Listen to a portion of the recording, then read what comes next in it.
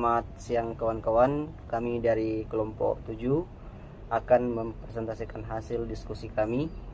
Sebelumnya perkenalkan, nama saya Anwar Luti Naimalvinas. Saya Reni Alfianti. Saya Farika Al-Majlita. Baik, di sini kami akan menjelaskan terkait dengan strategi pemerintah daerah Kabupaten Bantul dalam mengatasi pengangguran. Di sini kami mengambil judul karena seperti yang kita ketahui, masih banyak terdapat berbagai permasalahan yang dihadapi oleh masyarakat terkait dengan masalah ekonomi yang menjadi faktor tingginya angka pengangguran. Hal tersebut seperti halnya yang ada dialami oleh masyarakat Bantul dengan meningkatnya angka pengangguran. Seperti halnya yang dialami masyarakat Kabupaten Bantul pada tahun 2021, yang dimana terdapat permasalahan ketenagakerjaan. Pada tahun 2021 tersebut juga masih marak terjadinya COVID-19, yang dimana menyebabkan penurunan aktivitas kerja di lapangan, serta lockdown yang sangat mempengaruhi menurunnya ekonomi masyarakat, serta meningkatnya juga angka pengangguran. Dan masyarakat Bantul masih banyak yang belum mendapatkan pekerjaan karena minimnya juga lapangan pekerjaan. Dari permasalahan tersebut, sehingga diperlukan upaya pemerintah dalam mengatasi pengangguran. Hal yang menarik dalam pembahasan ini, di mana pemerintah berhasil melakukan upaya tersebut. Hal ini berdasarkan data yang ada di Kabupaten Bantul pada tahun 2001, jumlah persentase angkatan kerja mencapai 71,64%, sedangkan angka pengangguran mencapai 4,4%. Angka ini menunjukkan adanya penurunan angka pengangguran tersebut. Kemudian pada tahun 2023, angka pengangguran turun menjadi 3,97%, sehingga upaya tersebut membuahkan hasil.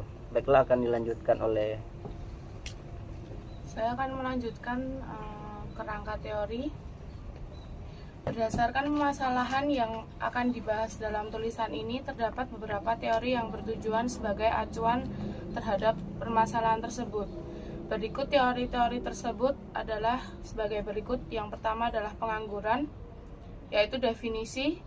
Berdasarkan teori pasar tenaga kerja dalam hukum pemerintahan dan penawaran, menyatakan bahwa pengangguran dipengaruhi oleh ketidakseimbangan antar permintaan dan penawaran tenaga kerja. Pengangguran dapat didefinisikan sebagai suatu keadaan di mana seseorang tidak memiliki pekerjaan, aktif, sedang mencari pekerjaan, atau bisa juga tergolong dalam angkatan kerja. Untuk itu, perlu mengukur angka pengangguran suatu negara dengan menggunakan tingkat pengangguran, yaitu jumlah pengangguran dinyatakan sebagai persentase dari total angkatan kerja. Sedangkan angkatan kerja adalah jumlah orang yang bekerja dan tidak bekerja dalam umur tertentu. Contohnya, semisal di Indonesia, yang termasuk dalam angkatan kerja adalah mereka yang berumur 10 tahun ke atas. Sedangkan di Kabupaten Bantul sendiri, mereka yang termasuk dalam angkatan kerja adalah mereka yang berumur 15 tahun ke atas. Lalu, jenis-jenis pengangguran. Berikut adalah beberapa jenis pengangguran, antara lain ada jenis pengangguran berdasarkan sebabnya. Yang pertama, pengangguran formal atau friksional, yaitu jika dalam ekonomi terdapat 2 atau 3% dari jumlah tenaga kerja, sehingga dinamakan sebagai jenis pengangguran formal atau friksional. Lalu, pengangguran siklikal merupakan jenis pengangguran yang terjadi apabila adanya kemerosotan permintaan agregat yang mengakibatkan perusahaan-perusahaan mengurangi pekerja atau menutup perusahaannya. Lalu, pengangguran struktural. Pengangguran terjadi akibat dari perubahan struktur kegiatan ekonomi. Selanjutnya ada pengangguran teknologi, yaitu pengangguran yang terjadi karena adanya pergantian tenaga manusia dengan mesin-mesin dan bahan kimia. Yang selanjutnya ada jenis pengangguran berdasarkan cirinya. Yang pertama, pengangguran terbuka. Pengangguran terjadi karena adanya pertambahan lowongan kerja yang lebih rendah dari pertambahan tenaga kerja, sehingga mengakibatkan banyak tenaga kerja yang tidak memperoleh pekerjaan. Yang kedua, ada pengangguran tersembunyi. Pengangguran ini terjadi karena adanya pertimbangan terkait besar kecilnya perusahaan, jenis kegiatan perusahaan, mesin yang digunakan, serta tingkat produksi yang dicapai. Selain itu, kelebihan tenaga kerja dapat digolongkan ke dalam pengangguran tersembunyi. Lalu ada pengangguran musiman, terjadi apabila petani dan nelayan tidak dapat melakukan pekerjaan mereka sehingga terpaksa untuk menganggur. Terakhir ada setengah menganggur, yaitu apabila pekerja hanya bekerja separuh waktu dengan masa bekerja mungkin hanya 1 atau 2 kali seminggu atau hingga 4 jam sehari. Itu dinamakan jenis pengangguran setengah menganggur. Lalu ada yang kedua, ada good governance. Definisi dari good governance merupakan suatu konsep yang mengacu kepada proses pencapaian keputusan dan implementasi yang dapat dipertanggungjawabkan secara bersama-sama. Berdasarkan teori menurut Mardiasmo, good governance diartikan sebagai tata cara yang digunakan untuk mengelola sumber daya ekonomi dan sosial yang berorientasi pada pembangunan masyarakat demi mewujudkan pemerintahan yang baik. Dalam konteks tata kelola pemerintahan yang baik, good governance merupakan suatu ide dan nilai untuk mengatur hubungan antara pemerintah, dunia swasta, dan masyarakat, sehingga terjadi penyelenggaraan pemerintah yang bersih, demokratis, dan efektif, sesuai tujuan membangun masyarakat yang makmur, sejahtera, dan mandiri. Lalu ada prinsip-prinsip good governance. Terdapat beberapa prinsip good governance berdasarkan United Nations Development Program tahun 1997, yaitu pertama, akuntabilitas, yaitu tanggung jawab seorang pemimpin yang telah diberikan kepercayaan kepada masyarakat untuk mengurus segala kepentingan. Yang kedua, partisipasi masyarakat, yaitu keterlibatan masyarakat secara aktif dalam setiap proses pengambilan keputusan. 3. Transparansi, yaitu diharapkan dapat menghasilkan informasi yang terbuka dan dapat dipercaya. Yang keempat, ada efisiensi dan efektivitas, yaitu suatu prinsip yang digunakan untuk meningkatkan pelayanan publik dengan mengarahkan setiap aktivitas dan proses kelembagaan untuk mencapai apa yang benar-benar terjadi. Yang kelima, kesetaraan, yaitu pemberian pelayanan dan perlakuan kepada publik tanpa membeda-bedakan. Yang keenam, adanya tegaknya supremasi hukum. Yang ketujuh, visi strategi. 8. Responsif, dan 9. Berorientasi kepada konsensus. Yang ketiga, kebijakan pemerintah. Yang pertama, kebijakan fiskal, yaitu kebijakan yang dilakukan oleh pemerintah untuk merangsang pertumbuhan ekonomi dan menciptakan lapangan kerja. Yang kedua, kebijakan moneter, yaitu kebijakan yang dilakukan untuk mengoreksi tingkat pengangguran. Misalnya yaitu dengan menurunkan suku bunga untuk mendorong pinjaman usaha dan investasi yang dapat menciptakan lapangan kerja baru. Yang ketiga, ada subsidi upah, yaitu pemberian subsidi atau insentif kepada perusahaan untuk merekrut lebih banyak pekerja dalam upaya menurunkan tingkat pengangguran. Lalu ada program infrastruktur dan pembangunan, yaitu pembangunan infrastruktur yang besar juga dapat menciptakan peluang kerja baru. Pemerintah dapat mengalokasikan anggaran untuk proyek-proyek infrastruktur besar yang akan menciptakan lapangan kerja dalam jangka panjang. Yang keempat ada strategi pemerintah daerah. Dalam mengatasi penganggaran terdapat strategi pemerintah daerah yang mana mencakup serangkaian langkah atau kebijakan yang bertujuan untuk meningkatkan kesempatan kerja dan mengurangi angka pengangguran di wilayah tertentu.